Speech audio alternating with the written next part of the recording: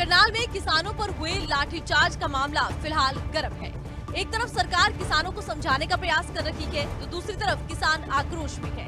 अगर हम बात विपक्ष की करें तो विपक्ष एक तो किसानों का समर्थन हासिल करने में जुटा है और दूसरा किसानों के बहाने सरकार पर तीखे हमले बोल रहा है। करनाल में किसानों पर हुई लाठीचार्ज को लेकर हरियाणा में सियासी पारा हाई है। मुख्यमंत्री मनोहर लाल ने प्रदर्शनकारी किसानों और पुलिस के साथ हुए टकराव को लेकर सरकार और प्रशासन का पक्ष रखा। विपक्ष ने लाठीचार्ज मामले को मुद्दा बनाने में देर नहीं की। कांग्रेस इस मसले पर किसानों के साथ है और सरकार पर तीखे हमले कर रही है। जितनी कड़ी भाषा एक एसडीएम अधिकारी ने वहां बोली,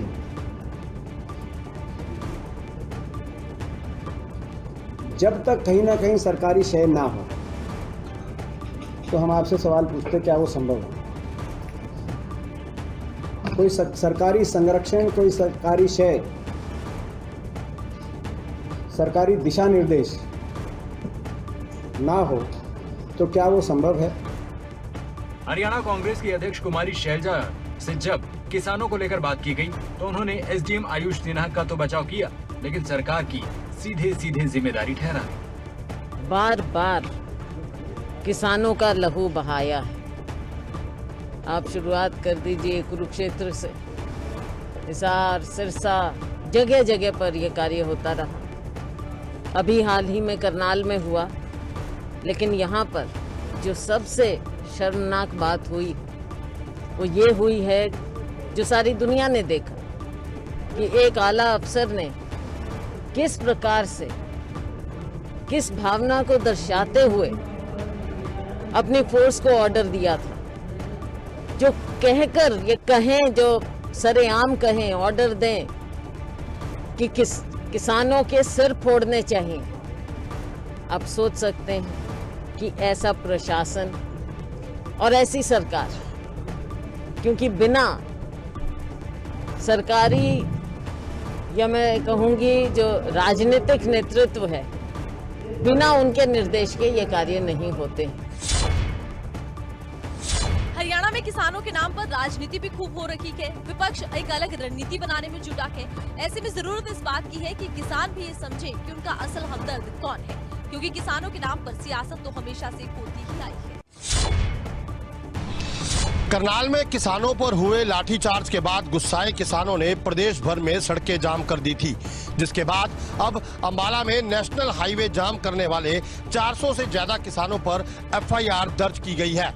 तो वहीं दूसरी ओर नारायणगढ़ में भी दो गुटों में विवाद मामले में किसान नेता गुरनाम सिंह चुड़ूनी समेत कई किसानों पर केस दर्ज किए गए। सरकार और किसानों के बीच तालमेल बनता नहीं दिखाई दे रहा है। नतीजन हरियाणा में एक बार फिर से किसानों और पुलिस के बीच टकराव देखने को मिला। करनाल के घरौंडा में किसानों पर लाठीचार्ज किया गया, जिसके बाद किसानों में आक्रोश देखने को मिला। गुस्साए किसानों ने प्रदेश भर में जगह जगह पर जाम लगा दिया। इसी के चलते सड़कें जाम करने को लेकर एक बार फिर से किसानों पर मामले दर्ज किए गए। अंबाला में नेशनल हाईवे जाम करने के चलते 400 से ज्यादा किसानों पर एफआईआर दर्ज की गई है। नेशनल हाईवे शंभू बॉर्डर पे किसानों द्वारा 400-450 किसानों द्वारा रोड को बंद किया गया था। उस संबंध में एफआईआर नंबर 163 दर्ज की गई है और नियमानुसार कार्रवाई अमल में लाई जाएगी।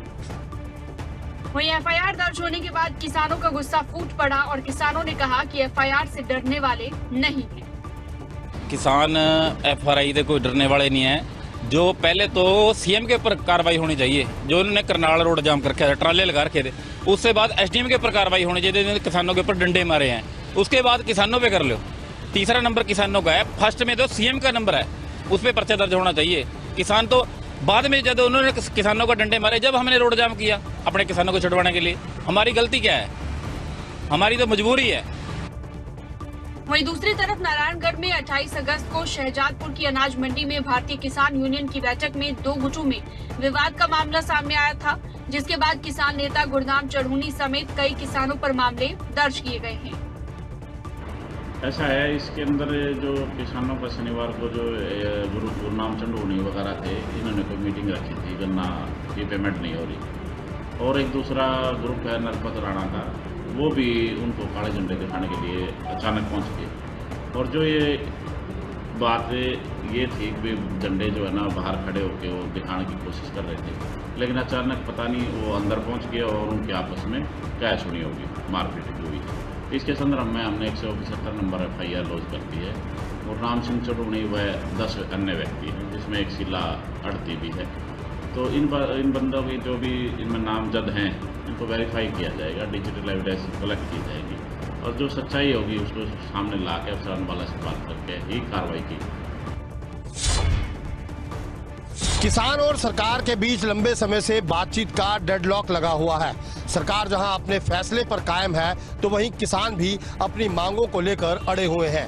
ऐसे में इस तरह की टकराव की स्थिति से सवाल उठते हैं कि आखिर इस आंदोलन का हल कैसे निकलेगा। फतेहाबाद डीएसपी के साथ साथ अर्जुन अवार्डी गीतिका जाखड़ के खिलाफ हिसार पुलिस स्टेशन में मामला दर्ज हुआ है। क्या है पूरा मामला? एक डीएसपी पर पुलिस को क्यों आखिर मामला दर्ज करना पड़ा? देखिए ये रिपोर्ट। फतेहाबाद की डीएसपी और अर्जुन अवार्डी गीतिका जाखड़ आरोपों से घिर चुकी हैं। गीतिका पर आरोप है कि उन्होंने अपने चाचा और दादा के घर पर घुसकर उनकी पिटाई कर दी। हालांकि ये घटना करीब 5 दिन पुरानी है, लेकिन इस मामले में गीतिका पर 5 दिन बाद FIR दर्ज हुई है। मेरे बेटे को मेरे सामने जो इन्हें पीटे है, मारे है, बच गया भगवान की दया। मेरे को ही फेंक के मारे गीतिका ने, बलराम ने। मेरे भी चोट लगी है, मेरा कुल्ला टूट गया था, मैं गिर गया था, मेरा दर्द अब भी। और मैं बड़ा परेशान हूँ इनसे। ये धक्के से मेरे मकान के ऊपर और धक्का करके ये कब्जा करना चाहता है। सारे बाग जो है आज तीनों भाइयों का है, मेरा भी उसमें 3 एकड़ का हिस्सा है। तो सारा बाग ये काबू करें बैठे है। सारी मेरी जो जायदाद थी मोड़ के ऊपर 3 एकड़ ज़मीन बढ़िया करोड़ों की, वो सारी इसके नाम मैंने करा दी थी। कोई बड़ा बेटा है जो सारी काबू करे बैठा है। इसने अन्याय मेरे ऊपर कोई कसर नहीं छोड़ रखी। हालांकि इस घटना का कुछ दिन पहले CCTV फुटेज भी सामने आया था। फुटेज में गीतिका जाखड़ पुलिस की गाड़ी में कुछ पुलिसकर्मियों के साथ नजर आती हैं और आते ही गेट पर खड़े शख्स के थप्पड़ जड़ देती है। देखते ही देखते दोनों पक्ष एक दूसरे के साथ मारपीट पर उतर आते हैं, जिसके बाद गीतिका के चाचा से लेकर दादा ने सामने आकर इस पूरे मामले में कार्रवाई की मांग की थी। SHO साहब को फोन किया, 112 पे किया, भाई इसी तरह वारदात होगी, फटाफट आओ। 9 या 10 मिनट के बाद में गीतिका अपनी जो DSP है, सरकारी गाड़ी जो है दुर्गा शक्ति लेके, उसमें अपने बॉडीगार्ड 2 पुलिस जवान, तीनों बाप बेटे। अब जब पूरे मामले में जांच की बात हो रही है तो जांच की आंच में वो पुलिसकर्मी भी आए हैं जो घटना के दौरान गीतिका जाखड़ के साथ मौजूद थे। तो वहीं इस पूरे मामले में गीतिका के साथ साथ उनके पिता और भाई के खिलाफ भी मामला दर्ज किया गया। अब देखना ये होगा कि आगामी कार्रवाई में क्या कुछ निकलकर सामने आता है। क्या वाकई में गीतिका जाखड़ दोषी है? आगामी पुलिस जांच में ही इसका खुलासा हो पाएगा। करीब 1.5 साल बाद जो है हरियाणा में 4वीं और 5वीं के बच्चों के स्कूल लगेंगे, जो महामारी के चलते, दूसरी लहर के चलते बार बार बंद हुए थे। हालांकि बड़े बच्चों के बीच में स्कूल लगे, लेकिन छोटे बच्चों के जो स्कूल हैं 4वीं 5वीं क्लास के, वो मार्च के बाद जो है वो 1.5 साल बाद खुलने जा रहे हैं। इस वक्त हम हरियाणा विद्यालय शिक्षा बोर्ड के स्कूल जो SRS है उसमें हैं और आपको दिखाएंगे कि किस प्रकार से यहाँ जो कोरोना से बचाव की तैयारियां की जा रही हैं। कल से जो स्कूल खुलेंगे किस प्रकार से यहाँ पर तैयारी की जा रही है, कैसे जो है यहाँ पर जो सावधानियाँ बरती जाएंगी, दिशा निर्देश जो है वो लागू किए जाएंगे, उनको लेकर किस प्रकार की तैयारियाँ वो आप देख सकते हैं कि यहाँ पर जो बेंच हैं उन पर रोल नंबर अंकित किए जा रहे हैं। इसके साथ ही पूरे कमरे को सैनिटाइज किया जा रहा है और जो साफ़ सफाई है उसका पूरा ध्यान रखा जा रहा है ताकि किसी भी प्रकार से जो है वो संक्रमण न फैले। इसके साथ ही क्या क्या तैयारियां की गई हैं, किन किन बातों का ध्यान रखा जाएगा, इसके लिए हम बात करेंगे प्रिंसिपल जो SRS स्कूल की प्रिंसिपल हैं मीनाक्षी जी, उनसे और जानेंगे कि क्या सावधानी बरती जा रही है। जी मैम, क्या कहेंगे, कल से जो स्कूल खुलेंगे किस प्रकार की सावधानियाँ बरती जा रही हैं? बड़े हर्ष का विषय है कि सरकार ने और विभाग ने कक्षा 4वीं और 5वीं के लिए भी विद्यालय को दोबारा खोलने का निर्णय लिया है। और इसी संदर्भ में मैं कहना चाहूँगी कि जो भी सरकार द्वारा निर्धारित SOPs हैं उन सभी का खूबी पालन किया जाएगा विद्यालय में, जिसमें सबसे पहले जो बात है कि पेरेंट्स की अनुमति लेके बच्चा विद्यालय में आएगा, तो सभी के अनुमति पत्र देखे जाएंगे। थर्मल स्कैनिंग, सैनिटाइज़र सभी का इस्तेमाल करेंगे। जैसा आप देख पा रहे हैं, हर क्लास को प्रॉपरली सैनिटाइज करके सिट इन अरेंजमेंट के साथ, ताकि बच्चे दूर दूर बैठ सकें। उन सब के साथ हम पूरी तरह तैयार हैं बच्चों का स्वागत करने के लिए। निश्चित तौर पर जो जिस प्रकार की सावधानियां और गाइडलाइन सरकार ने जारी की हैं कोरोना को लेकर, उन सभी जो सावधानियां और दिशा निर्देश उनकी पालना के लिए यहाँ पर सुनिश्चित किया जा रहा है और पूरे कमरे को सैनिटाइज करके साफ सफाई करके इसको बंद किया जाएगा, ताकि जो है वो संक्रमण न फैल सके। और इसके साथ ही सोशल डिस्टेंसिंग, जो थर्मल स्क्रीनिंग है, और बच्चों के जो पेरेंट्स हैं उनकी जो अनुमति है उसके साथ बाद ही जो है बच्चों को स्कूल में प्रवेश करवाया जाएगा। और उसके बाद भी जो है वो मास्क आदि हैं उनकी पूरा तौर पर उनके दिशा निर्देशों की पालना करवाई जाएगी। अब देखना है कि 1.5 साल बाद जो है वो 4वीं से 5वीं के बच्चे स्कूलों में आएंगे। स्कूलों में जो रौनक बढ़ेगी, बच्चों की किलकारियाँ बढ़ेंगी और पढ़ाई शुरू होगी। ऐसे में अंदाज़ा लगाया जा सकता है कि अगर सभी लोग जो है वो सावधानियाँ बरते, दिशा निर्देशों की पालना करें, तो हमारा जीवन पहले की तरह सुचारू रूप से चल सकता है। देश जो है वो विकास की पटरी पर दौड़ सकता है। ऐसे में जरूरी है कि सभी सावधानियाँ बरतें। 31 अगस्त वो तारीख जिसे अमेरिका ने अफगानिस्तान से वापस लौटने के लिए चुना था, लेकिन अमेरिका समय से पहले ही अफगानिस्तान को छोड़कर वापस लौट गया और पीछे छूट गया अफगानिस्तान, जिसे तालिबान ने अपने कब्जे में ले रखा है। और अब अफगानिस्तान का क्या होगा, ये भविष्य ही तय करेगा। ये जश्न से भरा माहौल, ये गोलियों की तड़तड़ाहट, तस्वीरें उसी अफगानिस्तान से सामने आई हैं, जहां की आवाम आजकल डर और दहशत के माहौल में जीने को मजबूर है। डर और दहशत के माहौल के बीच जश्न की ये तस्वीरें तालिबानियों की हैं, और ये जश्न अमेरिका की वापसी का है। ये जश्न तालिबानियों की सत्ता में काबिज होने का है। अफगानिस्तान से अमेरिकी सैनिकों की पूर्ण वापसी की डेडलाइन 31 अगस्त तक थी, और अमेरिका वक्त के अनुसार अफगानिस्तान को खाली कर चुका है।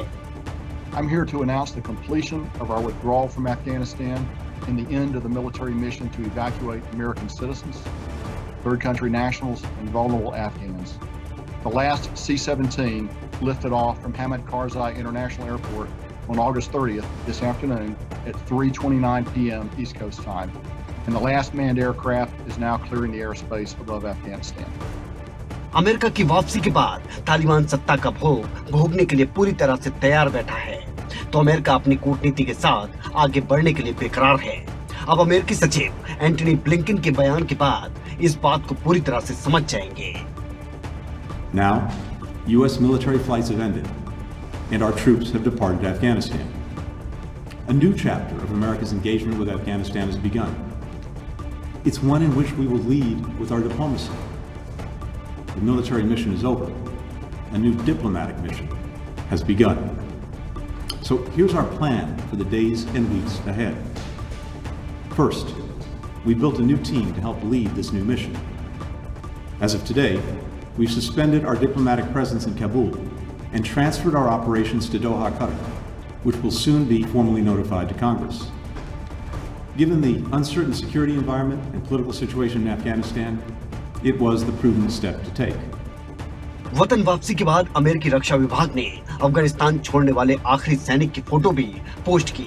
अमेरिकी सैनिक की आखिरी फोटो तालिबानियों के लिए जश्न का माहौल लेकर आई, तो वहां पर रह रहे लोगों में तालिबानियों के बीच जिंदगी का संघर्ष करने की चुनौती छोड़ गई। इसके तुरंत बाद ही ये खबर भी सामने आई कि तालिबानियों ने काबुल के एयरपोर्ट पर पूरी तरह से कब्जा कर लिया है। हालांकि रुक रुक कर बमबारी की खबर अब भी सामने आ रही है। अब सवाल ये है कि अफगानिस्तान में रह रहे लोगों का भविष्य क्या होगा, उनकी आजादी होगी या नहीं। तालिबान के कब्जे के बाद अफगानिस्तान में अफरा तफरी का माहौल है, और इस बीच अमेरिका का यूं चले जाना ये इस बात को दर्शाता है कि अब आने वाला समय अफगानिस्तान और अफगानिस्तान की आवाम के लिए और भी ज्यादा मुश्किल होने वाला है। टोक्यो पैरालंपिक में भारतीय खिलाड़ियों ने शानदार प्रदर्शन किया और जेवलिन थ्रो में भारत के खिलाड़ियों ने 3 मेडल जीते हैं। इनमें हरियाणा के सुमित अंतिल ने गोल्ड मेडल जीता। टोक्यो पैरालंपिक में भारतीय एथलीट्स ने मेडल की बौछार कर दी है। जी हां, पैरालंपिक में भारतीय खिलाड़ी शानदार प्रदर्शन करते हुए एक नया कीर्तिमान स्थापित कर रहे हैं और अब तक एक के बाद एक कई मेडल भारत की झोली में डाल चुके हैं। बात करें जैवलिन थ्रो की तो भारत को अब तक 3 मेडल हासिल हुए हैं। हरियाणा के सुमित अंतिल ने जैवलिन थ्रो में गोल्ड मेडल जीतकर देश का मान बढ़ाया है। जैवलिन थ्रो में भारत का पहला गोल्ड दिलाने वाले सुमित अंतिल ने कमाल का प्रदर्शन किया और पैरालंपिक में वर्ल्ड रिकॉर्ड बनाया है, जिसके बाद से पूरे देश प्रदेश और सुमित के परिवार में खुशी की लहर दौड़ गई। सुमित की जीत को लेकर गांव भर में मिठाई बांटी गई और लोग नाचते गाते नजर आए। पूछो मत ना, बस खुशी की तरह जी, बहुत ज्यादा मेहनत करी है सुमित ने, इस उससे आज वहाँ पहुँचा है। बस पूछो मत ना, किसी भी चीज की वो नहीं होने दी बच्चे को। अच्छा, काफी खुशी है। काफी जी, बहुत बड़ा स्वागत होगा जी। हमारे गांव में लगभग 8,500 वोट के आसपास हैं और बहुत बड़ा गांव है जी। हर घर में सबसे ज्यादा खुशी हो रही है जी इस बच्चे की। हर घर में सबसे ज्यादा खुशी हो रही है जी। 36 बिरादरी में इस बच्चे की खुशी है जी। दूसरा मेडल देवेंद्र झाझरिया ने भारत की झोली में डाला। 2 बार की पैरालंपिक मेडलिस्ट देवेंद्र झाझरिया ने इस बार जैवलिन थ्रो में रजत पदक अपने नाम किया। इस उपलब्धि पर पूरा देश उन पर गर्व महसूस कर रहा है। वहीं देवेंद्र ने भी देशवासियों को शुभकामनाएं देने के लिए धन्यवाद किया। सबसे पहले तो मैं तमाम देशवासियों को बहुत बहुत धन्यवाद देता हूं, जिन्होंने मेरे लिए दुआएं की। बात गोल्ड की रही तो मेरी कोशिश गोल्ड लेने की थी, पर खेल में अप एंड डाउन होता है। लेकिन अच्छा है कि मैं मेडल की हैट्रिक लगा दी देश के लिए और 3 मेडल जीते हैं मैंने मेरी लाइफ में और मुझे बहुत खुशी है। इसके लिए सबसे पहले मैं थैंक्स बोलूँगा मेरे मम्मी पापा को, जिन्होंने मुझे ग्राउंड में खेलने के लिए भेजा, मेरा परिवार और मेरा कोच विशेष तौर पे सुनील तंवर, फिटनेस कोच लक्ष्य जी और तमाम टीम जिन्होंने मेरा सहयोग दिया। देवेंद्र के परिजन इस उपलब्धि पर जश्न मनाते हुए नजर आए। परिजनों ने देवेंद्र की जमकर तारीफ की और कहा कि सभी को उन पर गर्व है। जेवलिन खासकर है स्पीड का और पावर का गेम, तो वो सबसे बड़ा चैलेंज है जो बच्चे देख रहे हैं यंग उनके लिए, कि आप बहुत से ऐसे बच्चे हैं, खिलाड़ी भी रहे हैं, जो बोल देते हैं कि जेवलिन को छोड़ देना चाहिए 32 की एज में, 33 में छोड़ देना चाहिए जेवलिन को। उन्होंने जस्ट उसका उल्टा किया है। जिस गेम में इतनी स्पीड है और उस उम्र के साथ उस स्पीड को मेंटेन करना वो बहुत बड़ी बात थी और ये सभी यंगस्टर के लिए एक बड़ा मैसेज है। वहीं जैवलिन थ्रो में सुंदर सिंह ने कांस्य पदक जीतकर देश का नाम रोशन किया, जिसके बाद सुंदर सिंह ने अपनी जीत के लिए शुभकामनाएं देने के लिए पीएम मोदी और देशवासियों का शुक्रिया अदा किया। आज मैं बहुत खुश हूँ कि आज ओलंपिक के अंदर मैंने मेडल जीता है। 2016 रियो ओलंपिक में मेरा 52 सेकंड लेट होने के कारण मैं लेट हो गया था, डिस्क्वालीफाई हो गया था और आज 2020 ओलंपिक में ब्रॉन्ज मेडल जीता है। मुझे बड़ी खुशी है और मैं धन्यवाद देना चाहता हूँ प्रधानमंत्री श्री नरेंद्र मोदी जी का, जिन्होंने इतना मोटिवेट किया है, इतना सहयोग किया है। मैं धन्यवाद देना चाहता हूँ साई का और पीसीआई का, उन्होंने भी टॉप से स्कीम के तहत हमें काफ़ी मदद की, इसलिए मैं सभी को धन्यवाद देना चाहता हूँ। सभी देशवासियों को धन्यवाद देना चाहता हूँ जिन्होंने इतनी प्रे किया हमारे लिए। धन्यवाद देना चाहता हूँ मेरे मम्मी पापा को, मेरे परिवार के सभी सदस्यों को, मेरे भाई को, जिन्होंने मेरे लिए काफ़ी सहयोग किया, काफ़ी मोटिवेट करते रहे फ़ोन पे। मेरे को साल भर हो गया घर पे गए हुए, लेकिन उन्होंने फ़ोन पे काफ़ी मोटिवेट किया। पैरालंपिक में खेलना ही खिलाड़ियों का एक सपना होता है। ऐसे में भारतीय खिलाड़ियों का एक तो शानदार प्रदर्शन और ऊपर से भारत की झोली में आ रहे मेडल्स ने देश में खुशी का माहौल बना दिया है। करनाल में किसानों पर हुए लाठीचार्ज के बाद किसानों ने एक महापंचायत का आयोजन किया। किसानों की इस पंचायत में पहुंचे किसान नेता गुरनाम सिंह चुड़ूनी ने 3 बड़े फैसले भी लिए। आखिरकार क्या कुछ है ये फैसले, देखिए इस खास रिपोर्ट में। करनाल में लाठीचार्ज के बाद किसान आंदोलन में खूब एनर्जी दिखाई दे रही है। किसान नेता अब एक्टिव मोड में सरकार को ज्यादा बड़ी चुनौती देने के लिए तैयार है। करनाल में बस्ताड़ा टोल प्लाजा पर शनिवार को किसानों पर लाठियां भांजी गईं, जिसके बाद किसान महापंचायत में बड़े फैसले लिए गए। पहला बड़ा फैसला ये है कि जिन्होंने लाठीचार्ज किया, चाहे वो पुलिसकर्मी थे या पुलिस के अधिकारी थे या जिन्होंने आदेश दिया, जो एसडीएम का वीडियो वायरल हो रहा है, अगर उनके खिलाफ मामला दर्ज नहीं होता है तो फिर 7 तारीख को करनाल के अंदर एक महापंचायत बुलाई जाएगी, एक बड़ी मीटिंग बुलाई जाएगी और उसके बाद जिला सचिवालय का घेराव किया जाएगा। सरकार को वक्त दिया गया है 6 सितंबर तक का।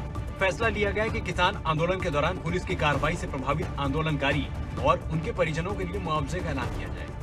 दूसरा बड़ा फैसला, जिस किसान की मौत हुई है, सुशील काजल, जो रायपुर जाटान का रहने वाला था, उसके परिवार वालों को 25 लाख रुपए का मुआवजा मिलना चाहिए, उनके बेटे को नौकरी मिलनी चाहिए। साथ ही साथ जो किसान घायल हुए हैं लाठीचार्ज के दौरान, उन्हें 2-2 लाख रुपए का मुआवजा मिलना चाहिए। फैसले में किसान पंचायत में ये निर्णय लिया जा चुका है कि सभी हरियाणा किसान संगठन इकट्ठे होकर संयुक्त किसान मोर्चा के सामने अपनी बात रखेंगे। तीसरा बड़ा फैसला ये लिया गया है कि हरियाणा के जो तमाम किसान संगठन हैं वो बातचीत करने के लिए संयुक्त किसान मोर्चा के पास जाएंगे, वहां पर अपनी बात रखेंगे, ये कहेंगे कि हम बार बार नहीं पीटेंगे, हम बार बार लाठीचार्ज सहन नहीं करेंगे। संयुक्त किसान मोर्चा की तरफ से कोई भी डिसीजन लिया जाता है, कोई भी फैसला लिया जाता है, उसमें हरियाणा के किसान संगठनों को तवज्जो मिलनी चाहिए। किसान पंचायत में गुरनाम सिंह चढ़ूनी ने भी इन फैसलों के बारे में विस्तार से जानकारी। जिन भाइयों को लाठीचार्ज किया है लाठीचार्ज, उनको चोटें आई हैं, एक भाई शहीद हुआ है, उसमें जो दोषी अधिकारी हैं, चाहे उसमें एसडीएम है, चाहे उसमें पुलिस अधिकारी हैं, उन सब के ऊपर मुकदमा दर्ज कर दिया जाए। जिंदाबाद।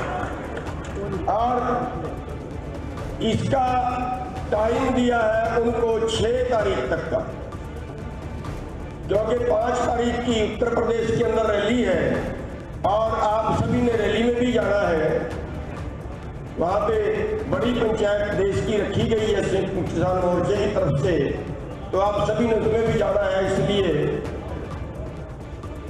उस तारीख को टाल के 6 तारीख तक हम सरकार का इंतजार करेंगे। किसान पंचायत में काफी संख्या में लोगों ने गुरनाम चढ़ूनी को सुना, फैसलों को सुनकर संतोष जाहिर किया, लेकिन ये फैसला एक तरफा है। दूसरा पक्ष सरकार और संयुक्त किसान मोर्चा का है, जिनकी प्रतिक्रिया इन फैसलों पर क्या रहेगी ये देखने वाली बात है। महिला किसान हमारे साथ मौजूद है, एक बार उनसे जान लेते हैं। मैम, क्या कुछ कहना चाहेंगे आज के जो डिसीजन लिए गए हैं, सरकार पर उसका कितना दबाव बनेगा आपके हिसाब से जो ये डिसीजन लिए गए हैं? सरकार पे दबाव तो हमारे बोलते ही बन चुका, सीआईडी रिपोर्ट जा चुकी होगी और बाकी असर आप 7 तारीख को देखेंगे। झुकाना है मतलब झुकाना है, इस बार हम झुकेंगे नहीं। खून बहा है, खून उबल रहा है अंदर जो बचा हुआ है, और अब आगे बाकी खून हम नहीं बहने देंगे, हमारे अपनों का नुकसान नहीं होने देंगे। हद पार हो चुकी है क्रूरता की। मारने का एक लिमिट होती है, आप बंदे से नीचे मार सकते हैं, आपने ऊपर कैसे मार रखा है, आंख में सीधी खोद मार रखी है, माथे में मार रखी है, सिर फोड़ रखे हैं, किसने हक दिया आपको? जब एक एसडीएम इस तरीके से सरेआम ये बताता है कि आपको इस तरीके से वार करना है, एक को भी सिर फोड़े बिना नहीं जाने देना है, तो उसके खिलाफ कार्रवाई क्यों नहीं बनती? वो कार्रवाई करवाएंगे और हर हाल में करवाएंगे। मुआवजे की भी मांग की है आप लोगों ने, 25 लाख का मुआवजा जिनकी मौत हुई है और 2-2 लाख का मुआवजा जो इंजर्ड हुए हैं। लगता है सरकार मुआवजा देगी, वो भी किसानों को? क्यों नहीं देगी? सरकार ने लाठीचार्ज का आदेश कैसे दे दिया? जब उसने सिर्फ उड़वाए हैं, उसने नुकसान किया है, तो मुआवजा भी सरकार को ही देना पड़ेगा। हलक में डंडा डाल के लेंगे इसका। तो आप देख सकते हैं ये डिसीजन लिया गया है किसानों की तरफ से, और क्या कुछ आने वाले समय में रणनीति बनाई जाती है, ये देखने वाली बात होगी।